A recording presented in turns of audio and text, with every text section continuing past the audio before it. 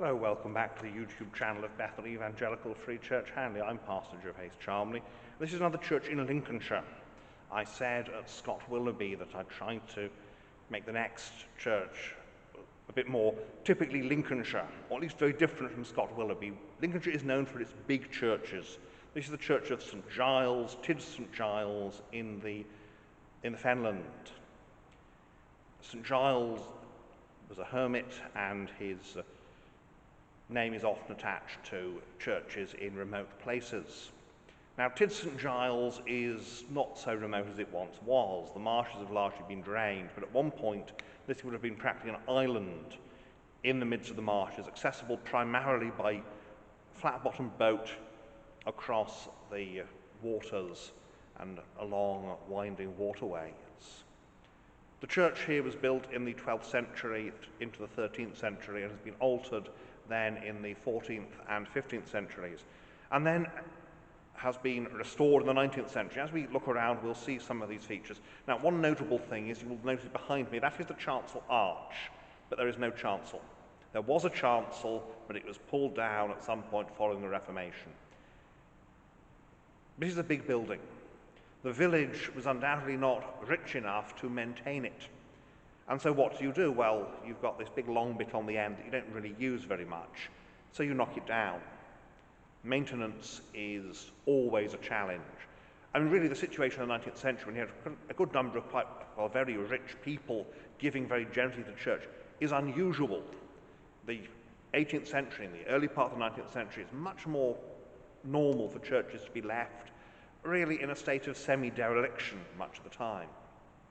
This church was restored in the 19th century, and at that time, within the walls of the nave, or the aisled nave, a new chancel was created. We'll see that as we go around. So without further ado, then, let us commence our tour.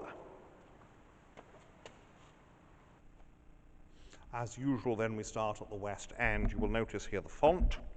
The font is 15th century, early perpendicular, and it is quite an attractive example of the type. It has a number of interesting motifs on it, so let's have a closer look. Here we have, this initially looks like a sort of quatrefoil, and then you realise that's a green man. There's a face in there with turning into leaves and branches. We have an angel here, and then here we have another green man. He's spewing, you can see he's spewing leaves out of his mouth. Now, the green man is a funny symbol. There's some people who imagine, who say, well, it's an old pagan symbol that's been restored. There's others that say, well, it's a symbol of resurrection. Basically, and it's probably a bit of both. But here we have the emblems of Christ's passion. You can see you've got the lance, the reed on which the sponge is, and then you've got your nails and your lash, your essentially cat o' nine tails. Cross, most likely. This is most likely, although this is the see the three crowns, and that's for the diocese here. Really nice Norman arcades. The church has been extended upwards in the 15th century. The original material used to build it is Barnack stone. That's quarried in Barnack, as the name suggests. And Barnack, which is just about in Northamptonshire, Huntingdonshire, Lincolnshire area, was a very, very good source of stone. So they made good use of it. Now here we have the architect's plan for the building. This is by George Gilbert Scott, Junior Architect. So that tells us who did the work here. You can see we've got the layout of pews and the chancel. And here we are, still much as it was. So, it's a bit of a damp issue, but that's life. The organ is in there. That is a Conacher organ, I believe, from Huddersfield.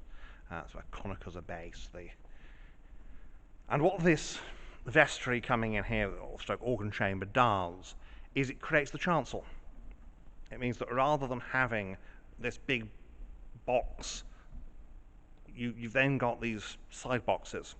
So here's the pulpit, which is Victorian, and yes, you see here's the chancel. It's been created by boxing in these two sides. Now, originally, what we're looking at now would be I say originally, when it was boxed in, that would have been the choir vestry. It's now been restored to its original use as the Lady Chapel.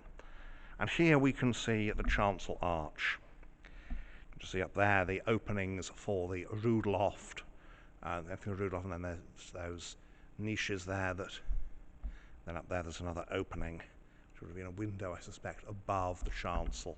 But the chancel has gone, and so it's been filled in and become an east window. And there's this organ. You can see it's got the yes monogram on it, which is yes. It's not IHS. It is the first three letters of Jesus in Greek, pronounced yes. It's in Jesus. Of course, we're not entirely sure what the original pronunciation of New Testament Greek was, but that's as good as any. This is now the Lady Chapel. Before we have a look in there, let's actually have a look west here, shall we? Let's pan around. You see here these lovely late 12th, early 13th century arcades, and then it's got this big east window decorated, 14th century west window rather. And then 15th century windows in the aisles here. So it's all very, very smart and very, very impressive, because that's what it's supposed to be. It's supposed to impress people. There's a few bits of old stonework here. We've got a crucifixion, or what's left of one, and that's probably a piscina. And so here we have it, the Lady Chapel. Not all stained glass, you'll notice. Really, I think there's just two windows stained glass here, and one's the east window. And you see here the wall, and it does slope outwards. It's one of the things, the ground here is quite soft, and medieval architects, but one of the things they had trouble with was working out, you see how crooked that window is, was working out what would happen when the building settled. It's quite safe, I hope. No, it is. It's been like this for a very long time. So here we go, and around, and that is the south aisle, and so here we are, back at the back, looking east to where there is no chancel. So let's have a look outside next. So here we are outside. I know it's gloomy here. I'm in the shade of some trees, but you can see outside here this nice assertive west front. And where's the tower? Well, we'll see that in a moment, because it's been said that there's no such thing as a typical parish church. There are, of course, there's a basic parish church plan: the nave, chancel, tower, aisles. But in some places they decide to put the tower, for various reasons, they put the towers separate from the church. Now, normally that's because of some kind of issue with the ground, because the thing about church towers is one of the things they do is they ring the bells, and the bells can put up quite a vibration in the tower. If you're not careful, the tower can fall over, and if your church is in the way, then it's an even bigger repair bill than it would just the tower falling. So here there's a detached bell tower. There's no tower attached to the church, because the tower is over there and it's detached, as we shall see shortly. So let's have a look around the outside, shall we? And so here we have it. You can see the bell tower there, and it's a good distance from the church. Even when the chancel existed, it would have been a good distance, because they did recognise this is rather soft ground, and if that tower falls over, your church has had it if it hits the church. So here's the church, and there is the bell tower, nice and separate. And you can see that when they've extended the aisles, they've done so with a bit of brick as well. You can just see up there under the clerestory, those round things. Those are the arches of the Norman windows from before this high clerestory was added. So it would have been an incredibly impressive big church It's still quite big, as we saw inside, but it's missing the thing everything's supposed to be pointing to, the chancel, because the chancel is where the high altar is. The high altar, this is of course a medieval Catholic church, so the high altar is the focus of piety. And so when that's gone, then you're missing what the whole thing was supposed to be pointing to. But that's life. Here you can see this is a bit of 12th century, well, 13th century work here rather, with that tracery. Various bits have been bricked up over the years, and the top bit reconstructed in brick. It's evident, you can see just through that there's a fireplace in there, which suggests that someone lived in there at one point. It's evident that a lot's been done to it.